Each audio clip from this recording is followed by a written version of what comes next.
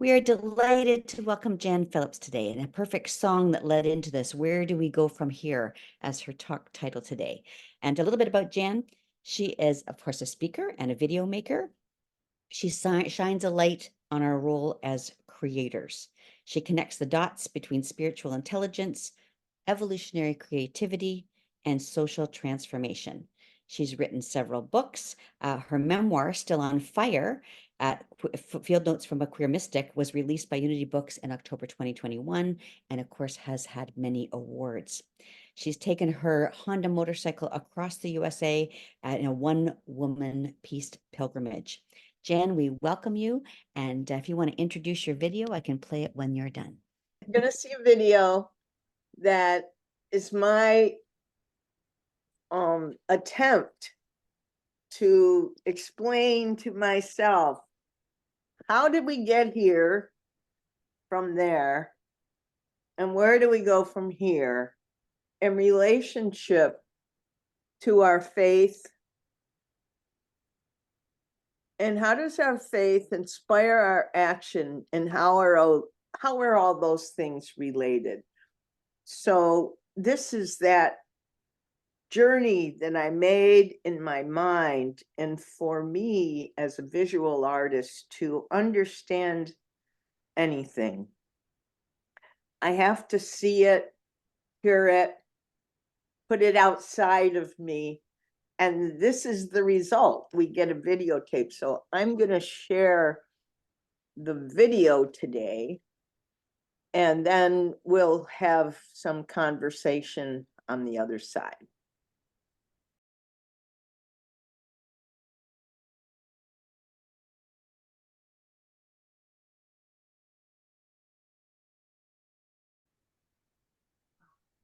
All right, here we go. So there's a great philosopher who said, Jacob Needleman is his name, the art form of the future is group pondering. Group pondering. And that's what we're going to have today. We're going to have a bit of a group ponder. Because in my opinion, spirit, that spirit that we all mean, when I say spirit, and you know exactly what I mean, that spirit's in the room all around us. It's non-local. The same spirit that fills me is the same spirit that fills you.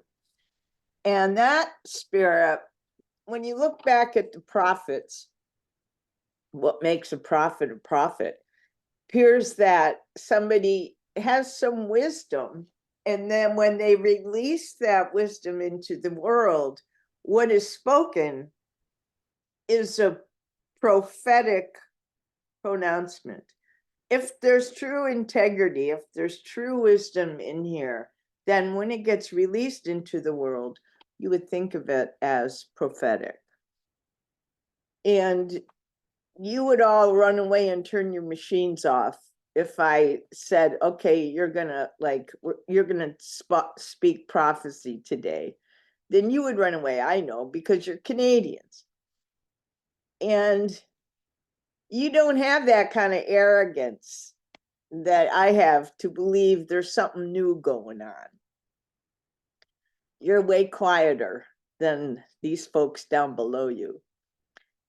And I'm not going to ask you to speak prophetically. I'm just going to ask us to do a little speaking. And we know when truth is spoken in our vicinity. We can discern between BS and truth because we have that capacity.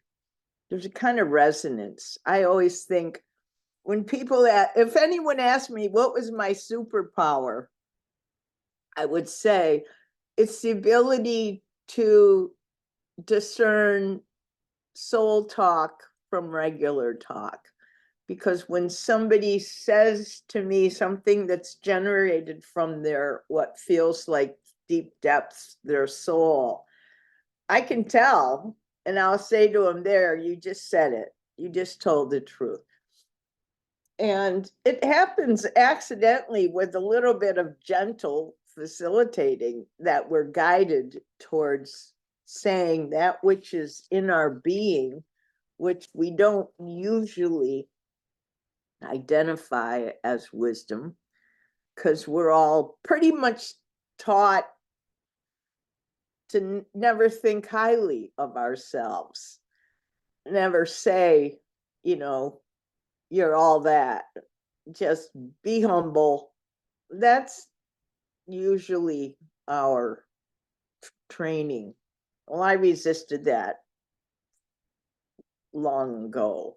That was why I got kicked out of the convent, because I didn't think I had to follow those ridiculous rules. And I did what I want. So the question, I don't know what questions that video brought up for you. That was 12 minutes of very pithy, kind of undoing, presenting what's happened in our history. At one time, the feminine was the deity. At one time, the goddesses were the ones we revered and held up as the holy sacred thing. How did it happen that we now have a male god? We have a whole male trinity. How did it happen that we moved out of revering the feminine? Those were human interactions that caused it. Zoroaster and Moses really caused the beginning of monotheism. Although that's our culture. I spent 3 months in India on my peace pilgrimage, and everyone's like saying, too bad for you, you only have the one God, right? And they have hundreds of gods and goddesses, and there's celebrations going on every day. They're throwing red powder in your face for some reason or another, all related to their gods and goddesses. So it's human interventions. Monotheism didn't take. Theism never took in China, really. Monotheism never took in the East, in India, in Thailand. It's Buddhist, right? So what you and me have to deal with is what's up in our culture. So A, it's patriarchy. B, it's monotheism. And how do things get changed? How did it get changed that they stopped burning witches? I have an ancestor who was hanged for being a witch in Salem. So it didn't stop soon enough for my family. But somehow that got stopped. They're still killing queers in Africa. They kill us. In the Middle East, they kill us.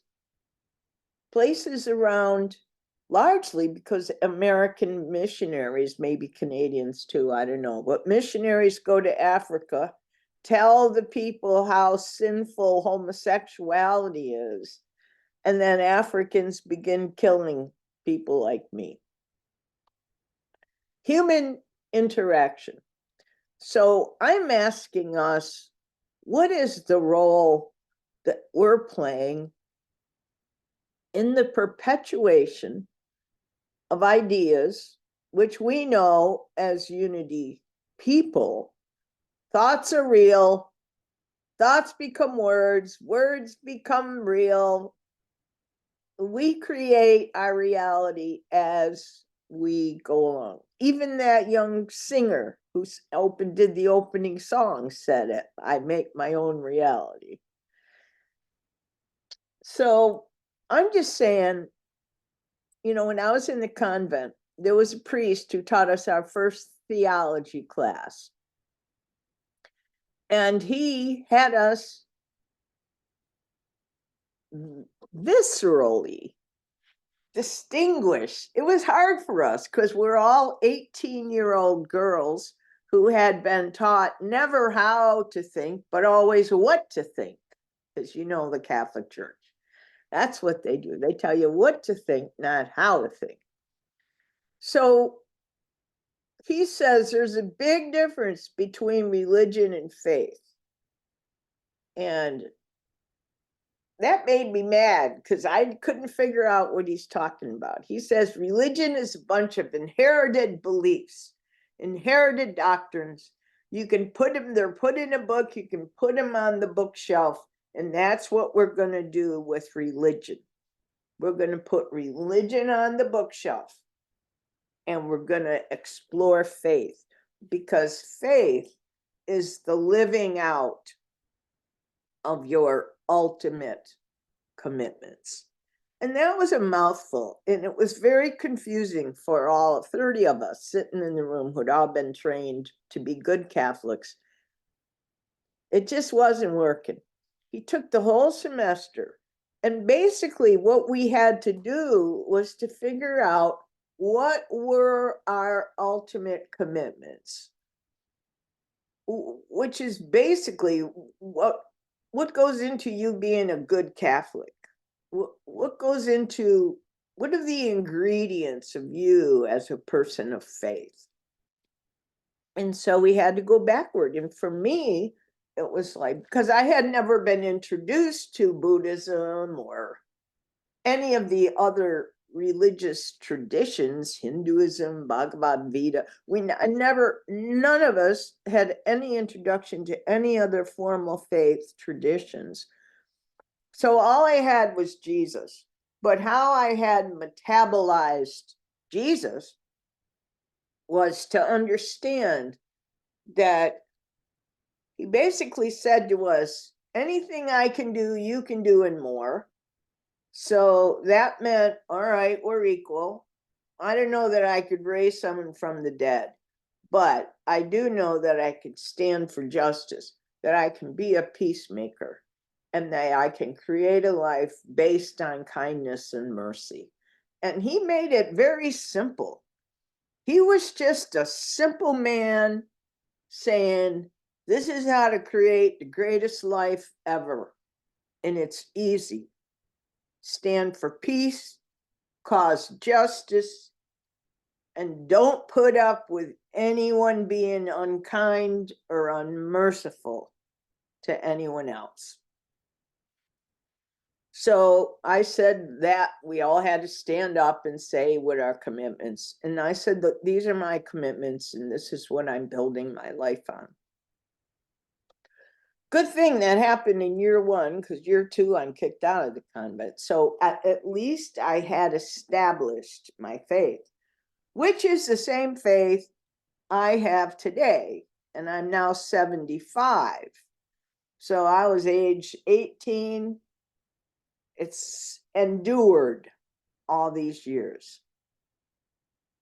So how do people know what my faith is? By my actions.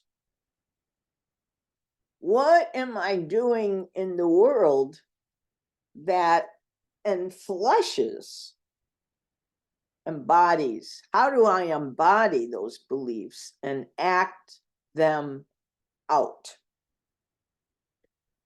And so what's happened in my country, you all know about George Floyd. You all know about my country is based on genocide of the First Nations people first, and then the enslavement of people who we dragged over here from Africa. That's the roots of my country. And so that is a wrongdoing that needs, I have some agency in addressing it. And it all opened up. It all just opened up fiercely at George Floyd's death, because we all witnessed that cop killing that man. So The question for us, I see, as people of faith, is how is it that you act in a world that shows the world, shows the people you interact with, without us talking about it, what you believe in? And so my way of doing it is through, I write books. I just now last week had a celebration of a photography exhibit at the Episcopal Cathedral in town. The exhibit is my response to climate. What do? I'm a social activist, so of course the climate's up.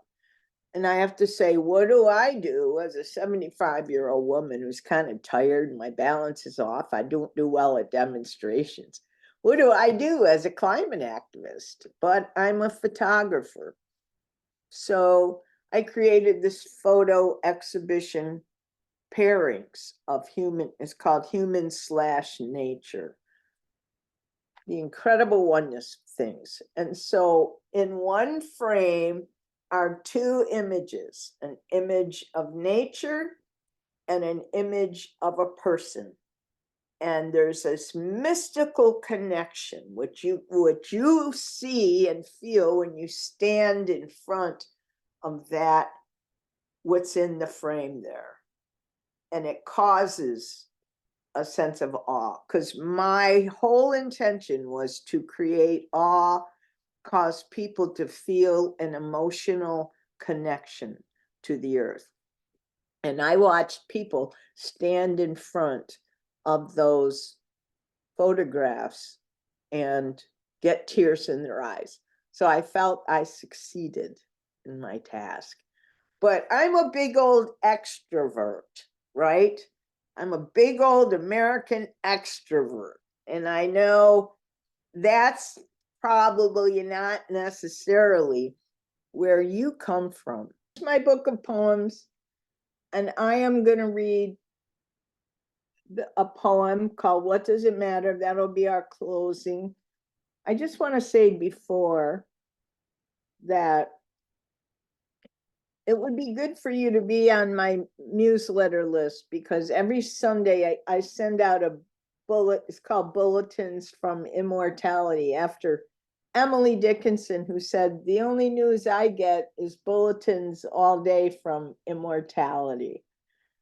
And it's communication I have with people on my mailing list that's meant to keep you buoyant. It's meant to keep your thoughts fresh. It's meant to challenge ideas and support you. And there's like poems and little epistles from me, etc. So if you're not on my list already, you could just go to jan@janphillips.com and sign up on my mailing list. That, I promise, would be a gift to yourself.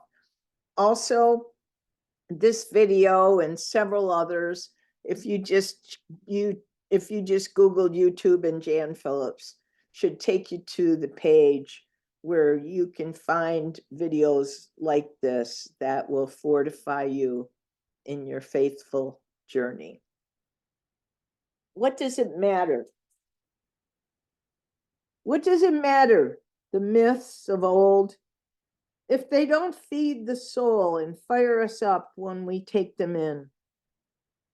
What does it matter if God exists, or Jesus rose, or Eve ate an apple, if in our time we allow hungry children, human trafficking, the shunning of gays by the people of God? What do I care about church or religion when they don't lead to justice or mercy or truth? I am here to live out the meaning of God, not to argue about what God means. Don't make me laugh with that pompous talk about true religion. Get up on your feet and do something. Show me what it looks like to be a believer. right, that ends this segment of our sermon today.